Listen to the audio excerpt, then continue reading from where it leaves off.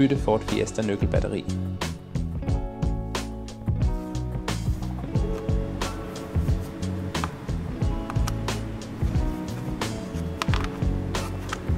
Tryk på knappen for at få nøgkelbladet ud om nøglehuset. Skil de to delene af bilnøglen ved at ådre dem fra hverandre. Brug nøglen til at lirke op bagdækslet og tag det af for at få tilgang til batterirummet. Mærk. Undgå at bruge for mye kraft, slik at du ikke ødelægger klikfæstene. Fjern det gamle batteri ved at lirke det forsigtigt ud med en flat skruetrækker.